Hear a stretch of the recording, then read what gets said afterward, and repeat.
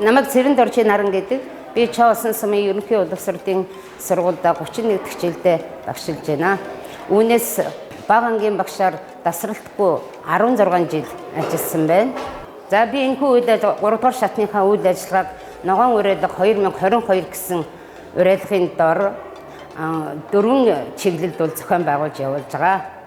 Энэ үйл ажиллагаа 1-р хэсэгт ногоон ивент, цэнхэр ивент, шар ивент, 4 дахь чиглэлийн болохоор өөрийнхөө сайн дурын ажил буюу манлайлал гэсэн 4 чиглэлд зохион байгуулж байна. За ногоон ивент үйл ажиллагааны хүрээнд сургуулийнхаа орчинд ногоон байгууламжийг нэмэгдүүлэх зорилгоор 2015 оны төгсөх шавнартайгаа хамтарч сургуулийнхаа хашаанд 100 гаруй модыг нэмж тариалсан байгаа. За мөн сумынхаа төрийн албан хаагчтай хамтран жимсний модуудыг тариалах үйлдэлд оролцсон. За мөн манай суманд орон нутгийн хөгжлийн төслөөр байгуулагдсан машингүй жишг гудам ногоон зүдэг тарих үйл ажиллагаанд өөрсдийнхөө сургуулийн багш ажилчдыг уриалан нэг өдрийн үйл ажиллагаанд оролцсон байгаа. За дараагийн ажил маань болохоор хүүхдүүдэд сумын төвөөс 2.5 км-ийн зайд орших хүүхдийн овооны чиглэлд дугуйтай аяллыг зохион байгуулсан. Хамтдаа модоо усалцгай дугуйтай аялалд 20 сурагч 7 багш оролцсон бөгөөд хүүхдийн овооны ногоон төгөлд байх 100 гаруй модыг усалж тордох үйл ажиллагааг амжилттай зохион байгуулсан. За 2007 оны төгсөгч шавнартайгаа хамтран ногоон ивент үйл ажиллагааны зохиосны бас нэг гол ажил нь гадаад талбайг цэцэгжүүлэх гэсэн уриалгыг сумынхаа иргэд залуучууд хүүхдүүдийн дунд уриалсан байгаа.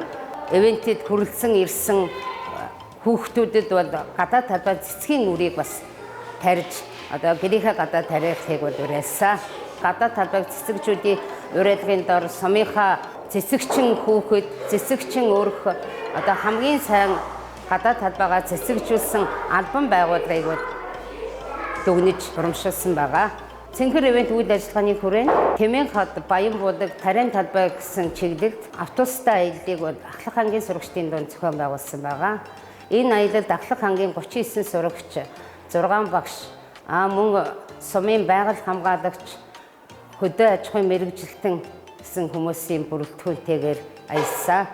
За хүүхдүүд эхлээд Баян булгийн урсгалыг хааж боосон унсан бургаснуудыг зөөж овоолон булгаас холдуулж овоол зөөсөн. Энэ нь урсгал дагуу 2 км газрыг бүгдээрээ цэвэрлсэн байгаа.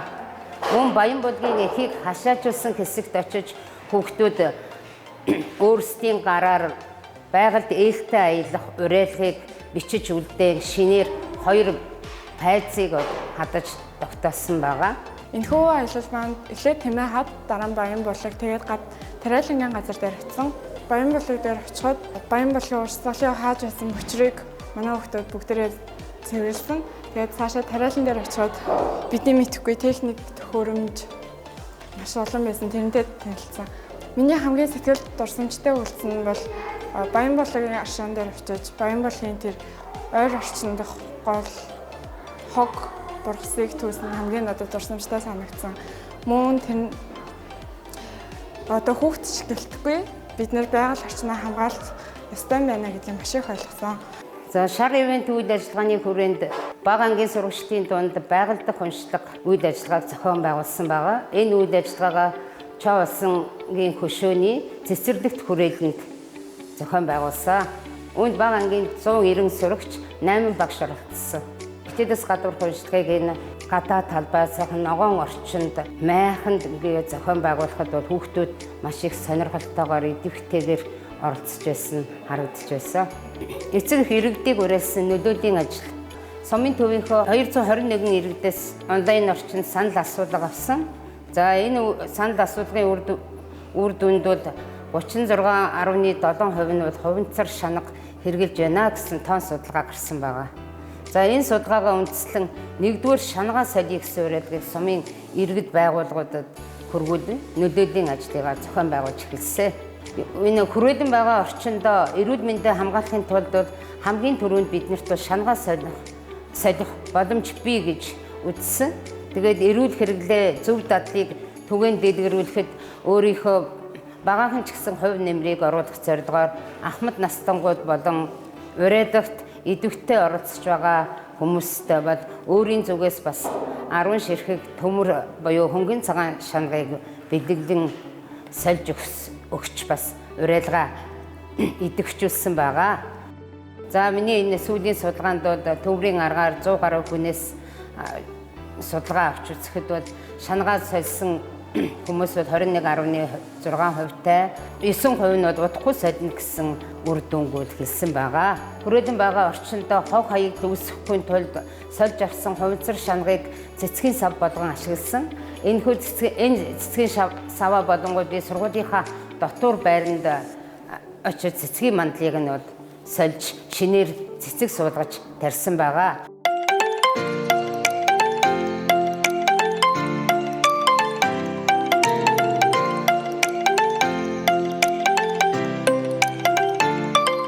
За миний бас эцэг эх иргэд хүүхэд залуучуудыг уриалсан бүтээлч ажлын нэг хэсэг бол гудамжны номын сан төсөл байгаа. За энэ төслөөрөө бол би хүүхэд сумынхаа иргэд хүүхэд залуучуудыг чөлөөт цагаа зөв боловсон өнгөрүүлэхэд зориулж одоо энэ гудамжны номын сан төслийг бол бичиж хэрэгжүүлсэн байгаа. За номын сангийн үйл ажиллагаа маань одоо эхлээд идэвхжээд явж байна. Хамгийн түрүүнд одоо манай бяцхан уншигчид бол маш их сонирхож ирж ном уншиж байгаа. Хамгийн гол нь хүүхдүүдийн одоо ном унших үйлийг одоо дэмжин. За мөн чөлөө цагаа зөв боловсон өнгөрүүлж одоо энэ талбайдаа ирээд ном уншиж ах юм чөлөөт номын санг бол хийсэн байгаа. Төгөлдөр цэнгийн саран чулуун гэдэг одоогоор 5 анги сурагчтай. Тэгээд найзуудтайгаа чөлөө цагаараа гоё ном ирж уншаад ер нь л тэгээд гоё. Миний нөгөө яг ингээд гош таалагдаад байгаа юу нь болгоо миний дуртай хөглөө Алиса гайхамшиг. Тэгээд тэрийг одоохондоо авч яваад гэртээ уншаад ирье гэж бодож байгаа. Надад ерөнхийдөө би ингээд ном унших дуртай. Ерөнхийдөө би ингээд дүүгээ хараад зав чөлөөл гараад эндээ ингээд хаяа ирж ин гэж бодож байгаа. Манай суманд орон нутгийн хөгжлийн санхүүжилтээр энэ жишг гудам байгуулсан. За тэгээд энийг байгуулахад би энд өөр одоо маш гоё тохиолдолтой орчин бүрдсэн энэ хэсэгт яагаад би энэ гудамжны номын сан жижиг номын сан хийж болохгүй гэж бодоод одоо энэ үйл ажиллагаагаа төлөвлөөд төсөвлөд хийсэн байгаа. 4 номын сан хийсэн байгаа. Энэ жишг гудамжинд 2 захт нь бол нэгийг хийж 2 ширхэг хийсэн. Энэ номын сангууд маань одоо нийтдээ 100-аад номтой болоод явж байна. За энэ номын санд бол эцэг эх иргэд албан байгууллагууд бол ном хандивлаж хандивын номоор бүтэж байгаа. За ингээд хандивлсан номнууд нь бол одоо ийм сайхан шин сонирхолтой асуудал хүүхдүүдийн ном бас томчуудын унших уран зохиолын номнууд төр бол хандивлсан байгаа. За тэгээ энэ номын сангийнхаа үйл ажиллагааг хараад идэвхжээд ингээд явж байхад энэ номын санд зочилж байгаа хүүхдүүдийг харахад бол бага насны бага ангийн хүүхдүүд бол маш их сонирхож ирж байгаа нь бол надад бол их бахархалтай сайхан санагдаж байгаа.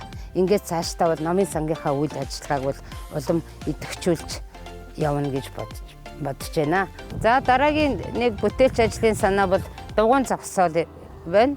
За энэ дугуйн зогсоол бол 10 дугуйн зогсоолыг бол шийдэж өгсөн байгаа.